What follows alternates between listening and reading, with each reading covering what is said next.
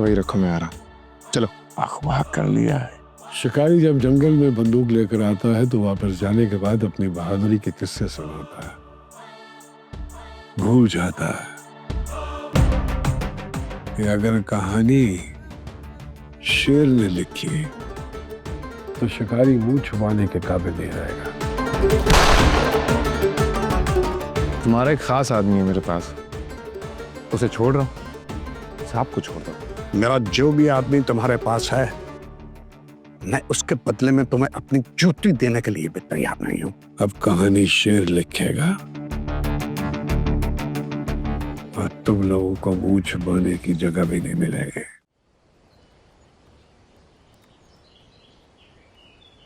हजूर, शहर में ये अफवाहें गरम है कि आपको यरगमाल बना रखा था। छोटा मुंह बड़ी बात, लोग तो ये भी कह रहे हैं आपको शामिर आदम ने खुद छोड़ दिया। क्या ये सच है? अगर है तो फिर तो खतरे की बात है। क्यों?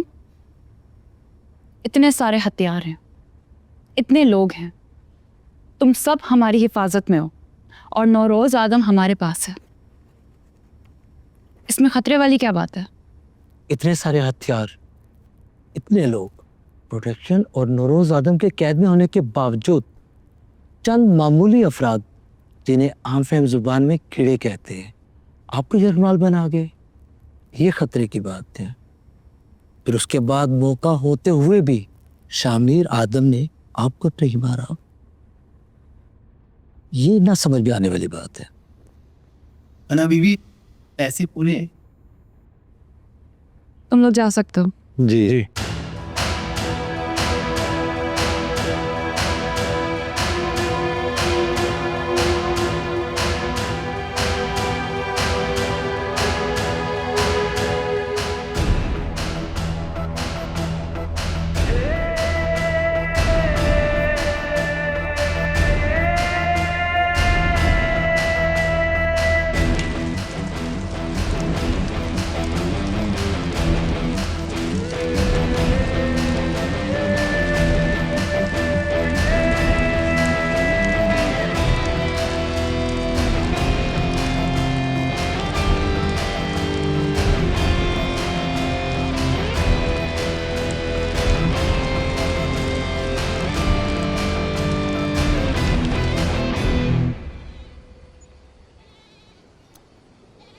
सारी उम्र नवाबों के तलवे चाटे, अपने लोगों का खून चूसा। कितनी बार नवाब साहब की जान बचाई, और जब मुझ पे मुश्किल पड़ी तो नवाब साहब की नजर में मेरी कोई हैसियत ही नहीं है। देर से समझे हो तुम ये बात, मैं तो कई साल पहले समझ गया था।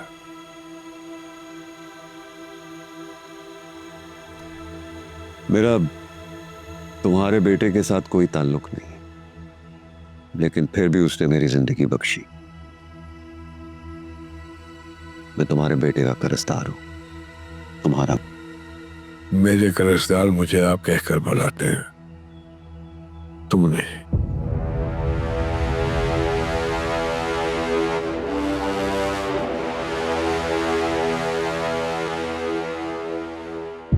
मैं जब तक साहब को नवाबों की हवेली से बाहर नहीं निकाल के लाता यहाँ, किसी और चीज के बारे में नहीं सोच सकते। शादी के बारे में तो बिल्कुल नहीं। देखो शामिर, मैं, साहिब और तुम्हारा चचा, हम शुरू से ही चाहते थे कि तुम्हारी शादी मदीहा से हो जाए, लेकिन खैर अब इन हालात में तो ये शादी मुझे भी समझ में नहीं आ रही है। लेकिन तुम्हारी दादी बसद हैं कि तुम्हारी शादी हो जाए। दादी को किस चीज की जल्दी है? मुझे नहीं पता, मुझे ऐसा लगता है कि शायद मदीहा बहुत दुखी है, इसीलिए तुम्हारी दादी उसके दुखों पर मरहम रखती है। बात कर लूँ मैं मदीहा से, जब तक साहब बाहर नहीं आते हम किसी और चीज के बारे में नहीं सोचेंगे, खासतौर पे ये शादी बारी। ठीक है, तुम्हें जो सही लगता है वही करो। हाँ, तुमसे एक बात करनी थी शामिर। क्या रहे? तुम अब भी नवाब की बेटी से मोहब्बत करते हो? करता था। तुम्हें तो गोली मार देनी चाहिए थी उसे। याद रखना कि उनकी कैद में तुम्हारा बाप है।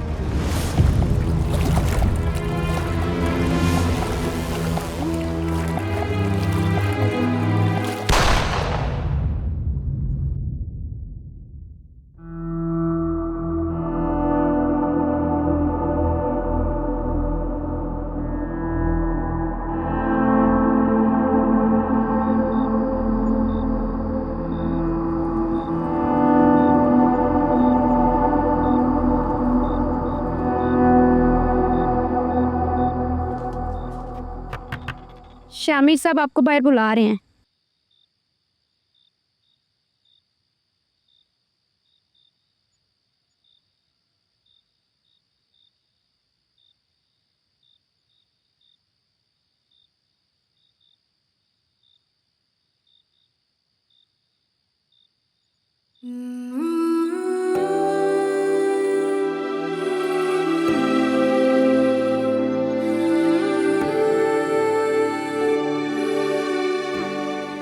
तुमने मारा क्यों नहीं मुझे? मैं तुम्हारे एहसान तले दबकर नहीं जी सकती। मोहब्बत की थी तुमसे। इस मोहब्बत का कोई अंजाम नहीं है। हजारों लोग मरेंगे, सब कुछ जल के राख हो जाएगा। इसलिए तुमने मुझे धोखा देकर सब कुछ छीन लिया। मैंने जो किया वो बिल्कुल सही था। और अब तुम भी बाज आ जाओ। अब मुझ पर रहम मत खाना कि मुझे जब मौका मिलेगा मेरी गोली नहीं चुकेगी।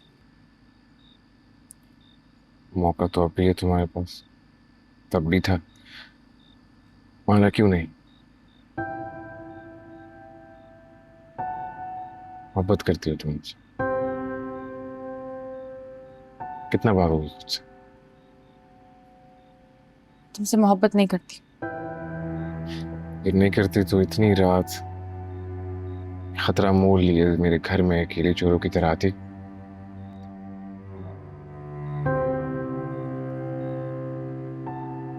और ये जानते हुए भी कि मैं तुम्हें जितना चाहूं नुकसान पहुंचा सकता। तुम मुझे नुकसान नहीं पहुंचाओगे? नहीं, कभी भी नहीं। मैं तुम्हें कभी नुकसान नहीं पहुंचाऊंगा। और अगली बार अगर मौका मिले तो इसी तरह छोड़ दूंगा।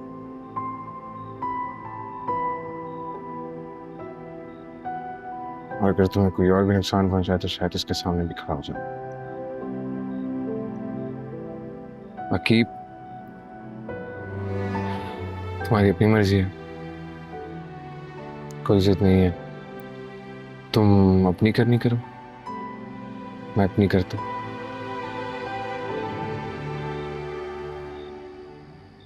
जा सकती हो तुम। यहाँ जाने के लिए नहीं आई।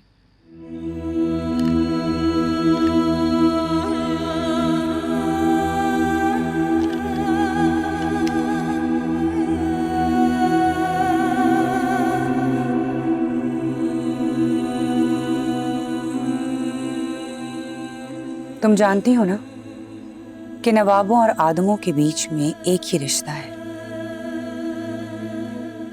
खून बहाने का रिश्ता। सवाल पूछना था। ऐसा कौन सा सवाल है जो इंतजार नहीं कर सकता? सवाल बहुत पुराना है, जवाब मुझे फौरन चाहिए।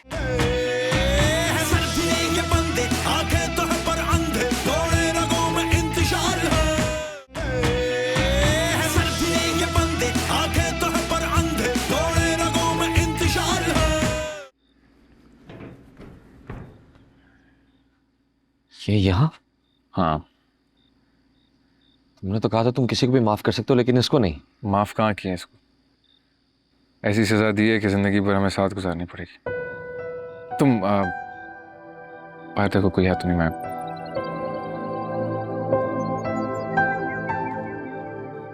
और तुम यही रहो। मुझे तुमसे किसी को मिलवाना है। ये उतार दो।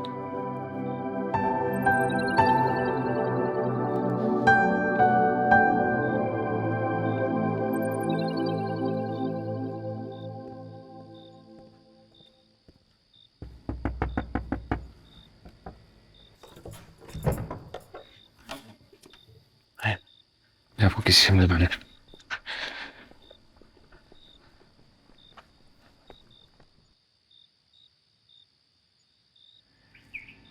ये अना है, नवाब दिलावेज की बेटी है।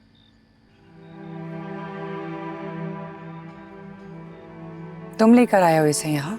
नहीं, खुद चल के आई है। तुम्हें यहाँ नहीं आना चाहिए था। तुम जानती हो ना कि नवाबों और आदमों के बीच में एक ही रिश्ता है, खून बहाने का रिश्ता। तुम्हें घर चले जाना चाहिए। आपके शौहर हमारी कैद में हैं। हमारी वजह से आपके घर से लाशें उठी हैं और मुझे वापस भिजवाने का कह रही हैं। न जाने दुनियापुर की चक्की में कितने लोग पिस पिस के मर गए। ये चक्की घूमती रहेगी और लहू पीती जाएगी। कभी तुम्हारा और कभी हमारा। इस पे तुम्हारा कोई कसूर नहीं। तुम बस घर जाओ।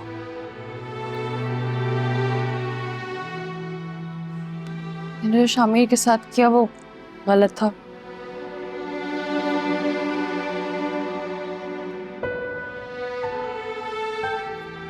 इस बात का एहसास है मुझे और उस एहसास की वजह से मैं यहाँ तक आई हूँ। अब आपके रहमो करम में आप जो चाहे कर सकती हैं। अगर तुम्हें इस बात का एहसास है तो मेरा बेटा भी कमजोर नहीं है कि घर आए हुए मेहमान का फायदा उठाए। तुम जैसे यहाँ आई हो ना, वैसे ही अपने घर जाओगी।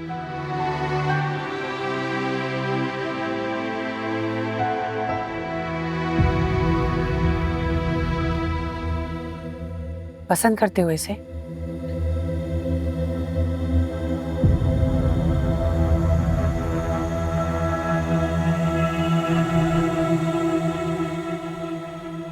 तुमसे पूछने की जरूरत इसलिए नहीं है क्योंकि जानबूझकर कोई भी इतना बड़ा खतरा मोल नहीं ले सकता।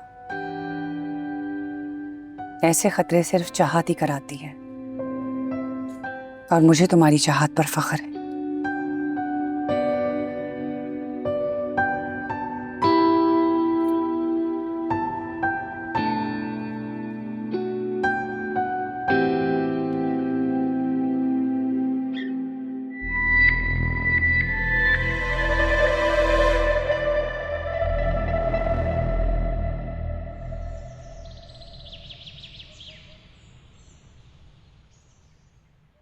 अना, जी थोड़ा ध्यान से। ये शामिर नहीं है, नौरोज आदम है। मैं उनका बुरा नहीं चाहती। अब नौरोज आदम अच्छा या बुरा नहीं सोचता। नौरोज आदम की तरह सोचता है। लिहाज, मुरव्वत, ये सब कुछ दफन कर दिया उसने अपने अंदर।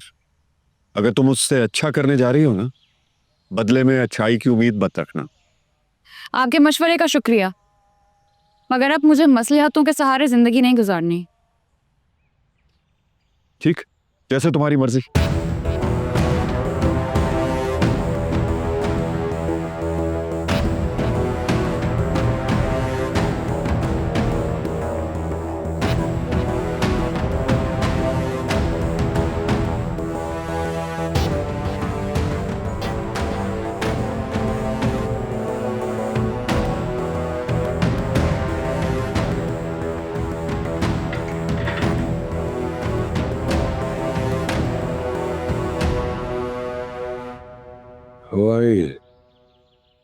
आपको पता मैं कहाँ गई थी?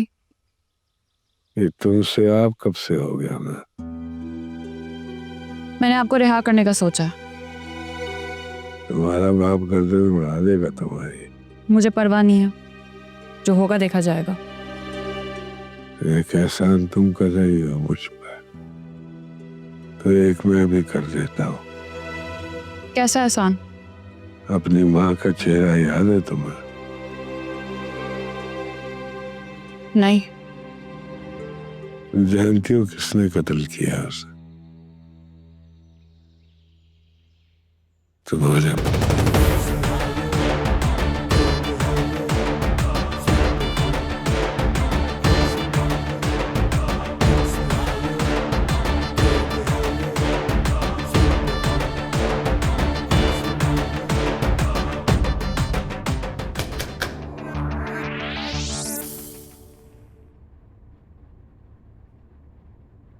तुम इतनी सुबह यहाँ क्या कर रही हो?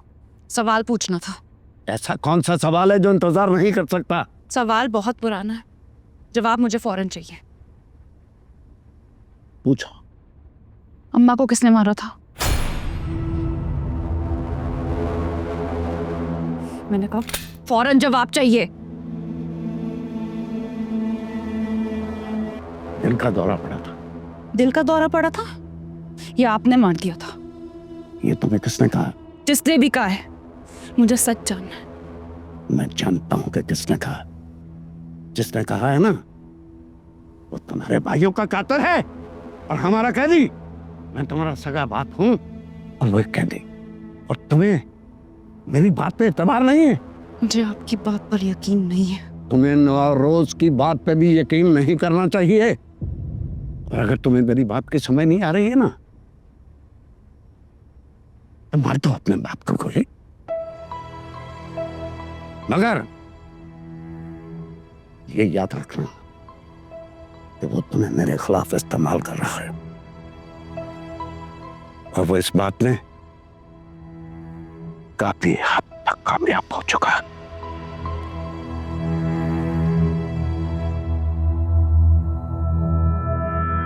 नौरोज आदम को मैं आजाद कर रही हूँ।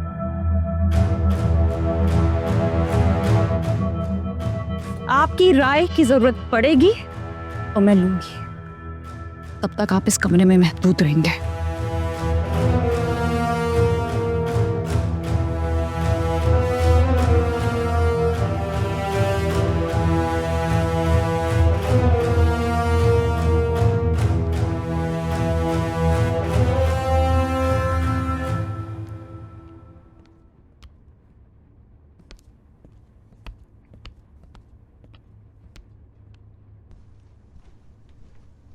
दफा हो जाओ।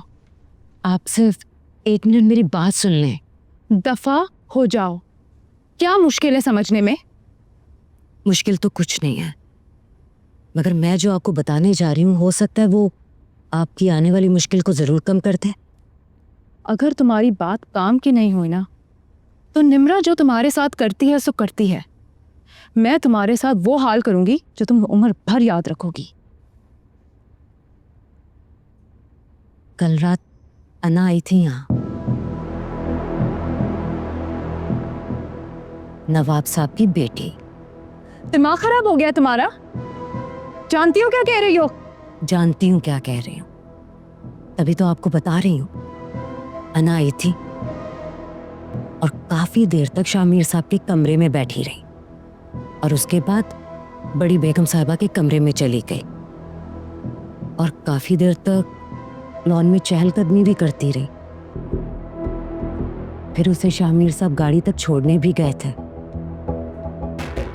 अगर ये बात झूठ हुई ना, तो तुम्हारी चमड़ी को उधेड़ के जूतियां बनाऊंगी। आप मेरी जबान खींच के तलबे में फिट करवा दीजिएगा अगर मेरी बात झूठी निकली तो।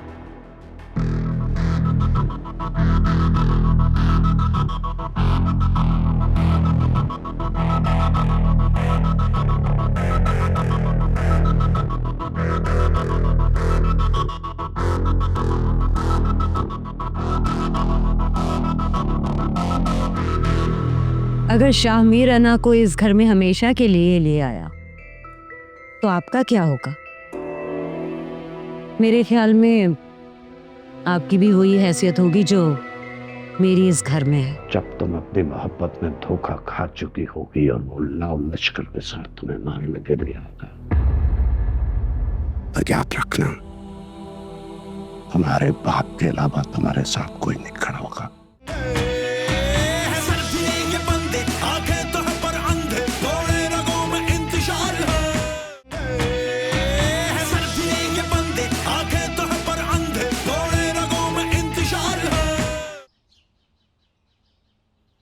ये कितनी डालते हो? जी 1 बूंद पानी में रोज। और ये 3 कतरे खाने में। थोड़ा बढ़ा दो। जी जी बेटा।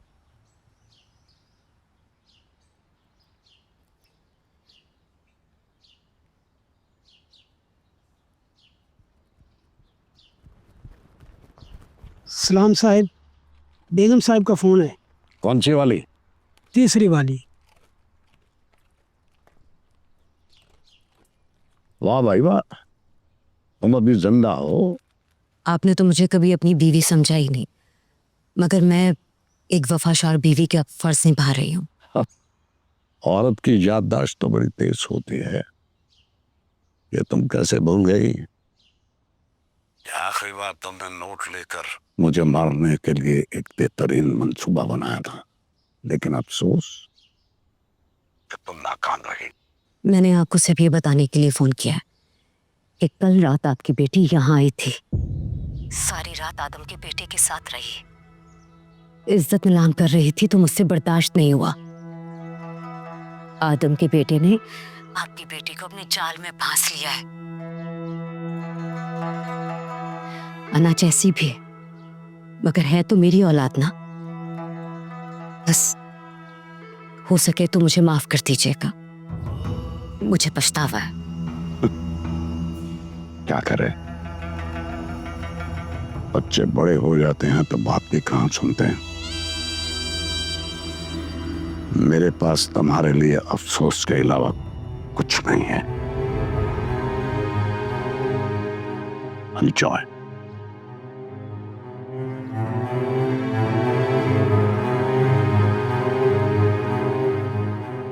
मैं आपको बता रही हूँ, इसी जगह मैं अपनी जान दे दूंगी, इसी तख्त के नीचे मेरी कब्र बनेगी, फिर आप उस पे बैठ के ना अपनी सियासत कीजिएगा। आराम से बच्चे, आराम से।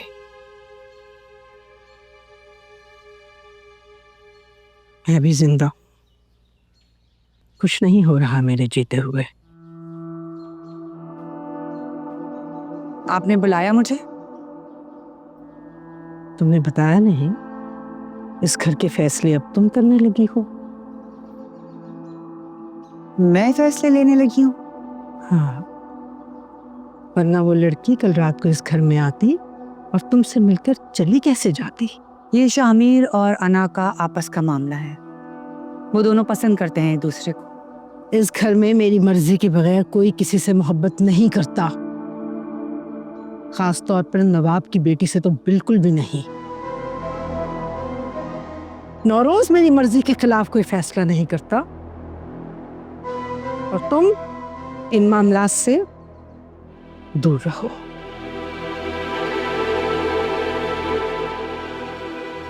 शामिर को इस मामले में क्या करना है मैं बेहतर जानती हूँ। साहब तो है नहीं घर पे। शामिर अगर आपकी बात मानता है तो मुझे कोई एतराज नहीं है, आप बात करके देख लीजिए।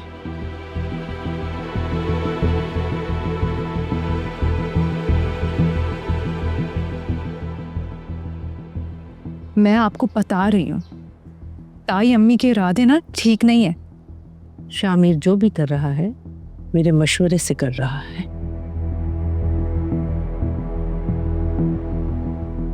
जंग और मोहब्बत में जल्दबाजी ठीक नहीं। मैं भी दहाइयों से सब्र कर रही हूँ, तुम भी थोड़ा वक्त लो।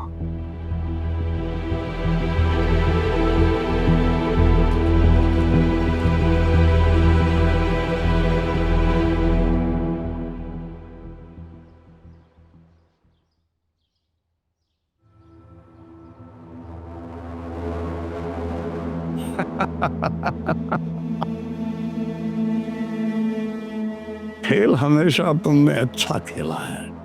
हाँ, पर बदनसीबी से कोई मुकाबले का खिलाड़ी नहीं मिला। खुश फहमी और खुद एतमादी में मामूली सा फर्क होता है। अगर जीत करीब आती हुई नजर आ रही हो तो आदमी को और भी मोहतात होना चाहिए।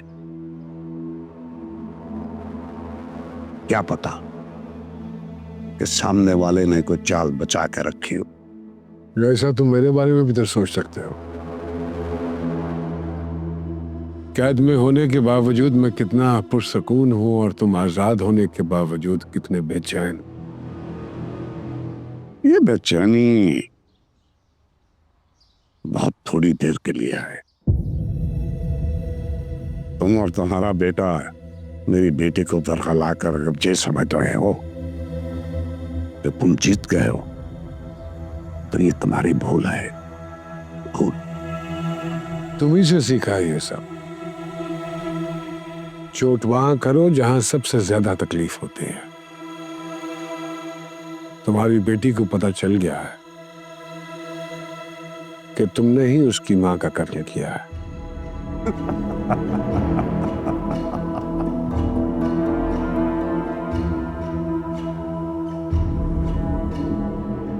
जज्बाती बहुत है मेरी बेटी।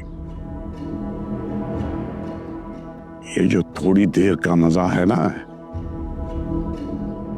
ज्यादा देर तक तुम इस फायदे का मजा नहीं दे पाओगे।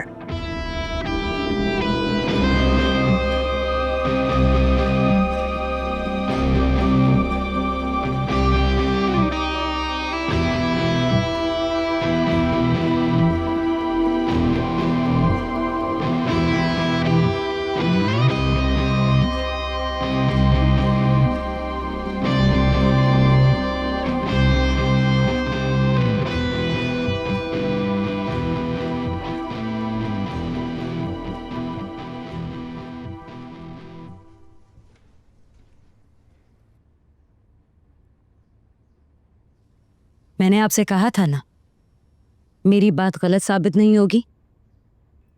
चली जाओ यहां से। आपके वालिद के साथ मेरे बहुत अच्छे ताल्लुक थे। जो काम करते थे मिलकर करते थे।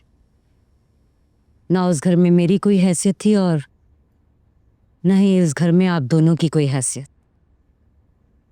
हम दोनों ने मिलकर अपनी हैसियत बनाई थी। मुझे तुम्हारी बकवास में कोई दिलचस्पी नहीं है। दफा हो जाओ यहां से। अगर शाहमीर अना को इस घर में हमेशा के लिए ले आया तो आपका क्या होगा? मेरे ख्याल में आपकी भी वही हैसियत होगी जो मेरी इस घर में है। मगर अभी भी एक रास्ता है, अगर आप कहें तो। कैसा रास्ता? तुम यहाँ क्या कर रही हो? वो मदिया बीबी ने काम के लिए बुलाया था। काम तुम्हारे लिए ना मैंने बहुत जमा करके रखा है। बावर्ची खाने में चलो, मैं आती हूँ।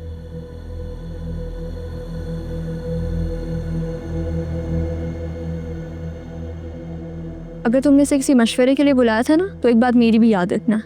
ये वो दीमक है जो आपके साथ भी रहता है और आपको खोखला भी कर देता है। इस घर में सिर्फ एक ही दीमक है और वो है तुम्हारा भाई। पूछो जाके उससे, कल रात को नवाब की बेटी इस हवेली में क्या कर रही थी? अना यहाँ आई थी? जी, यहाँ आई थी और तुम्हारे भाई ने उसे जाने दिया। मेरा बाप मरा है और मैं इस बात को आसानी से जाने नहीं दूंगी।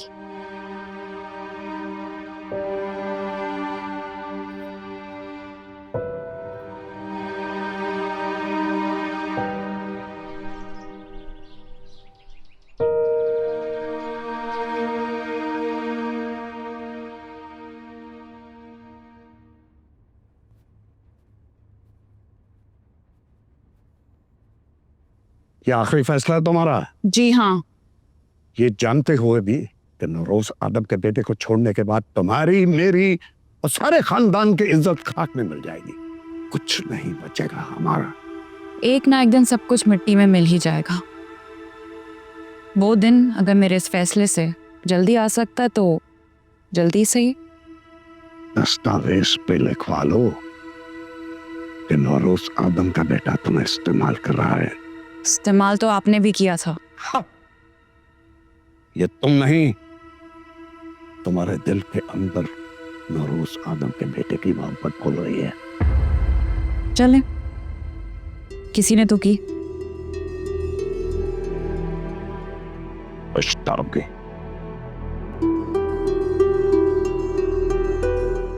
उम्र भर आपकी मर्जी पर पछताई हूँ। थोड़ा अपनी मर्जी से पछताने का दिल कर रहा है। अगर आज मेरा एक भी बेटा जिंदा होता तो मैं तुम्हें पहली फुर्सत में इसको हटा देता। बेटे मर चुके हैं हमारे, लेकिन तुम्हारा बाप अभी जिंदा है। आज तुम्हारी मर्जी से नौरोज आदम यहां से सही सलामत जा रहा है, मगर एक दिन जब तुम अपनी मोहब्बत में धोखा खा चुकी होगी और वो लाव लश्कर के साथ तुम्हें मारने के लिए आता है, तो याद रखना हमारे बाप के अलावा तुम्हारे साथ कोई नहीं खड़ा होगा।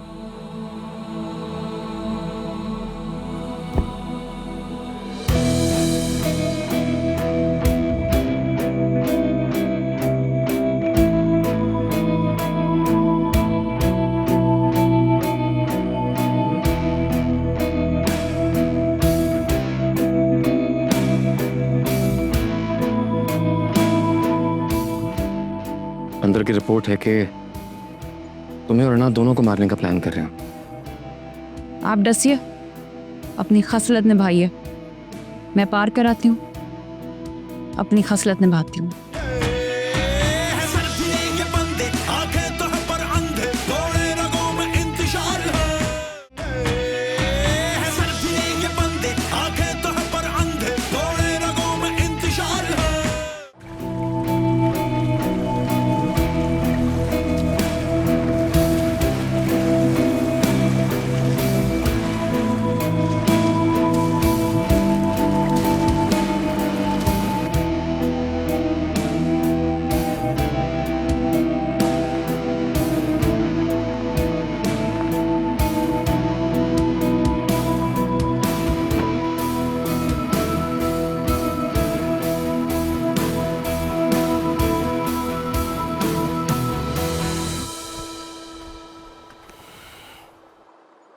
कसाईयों की तरफ से अभी तक कोई जवाब नहीं आया। अंदर की रिपोर्ट है कि तुम्हें और अना दोनों को मारने का प्लान कर रहे हैं। उनके प्लान करने से क्या होता है? जब तक साहब है वो कुछ नहीं कर सकता। साहब तो कैद में है। अना कुछ करेगी? अना कुछ करना भी चाहेगी तो नवाब दिलावेज करने नहीं देगा।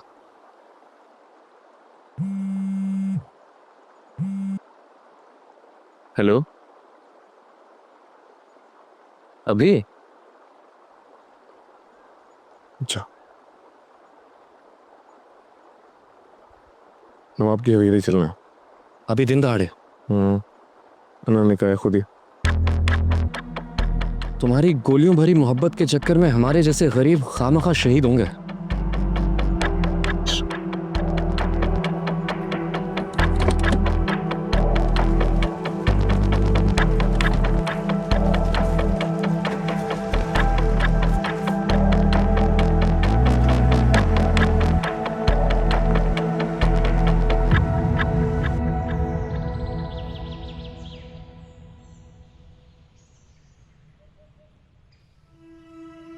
मैं आज आपको रिहा कर रही हूँ। और तुम्हारा बाप? उनकी फिक्र छोड़ दें, मैं फैसला कर चुकी हूँ। बिच्छू वाला मेंढक की मिसाल सुनी है तुमने? जिसमें बिच्छू अपनी फितरत से मजबूर होकर नदी पार कराने वाले मेंढक को डस लेता है। सोच लो, अभी कैद में हो, बाहर निकला जो सबसे पहले दुनिया पर छीनूंगा तुमसे। आप डसिए, अपनी खसलत निभाइए। मैं पार कराती हूँ, अपनी खसलत निभाती हूँ। शामिर को फोन कर दिया, वो थोड़ी देर में आपको लेने आ जाएगा। गलत ही कर रही है। चले, यहाँ पे नवाब साहब और आपकी सोच इस बारे में एक जैसी ही है। उनको भी लगता है मैं गलती कर रही हूँ।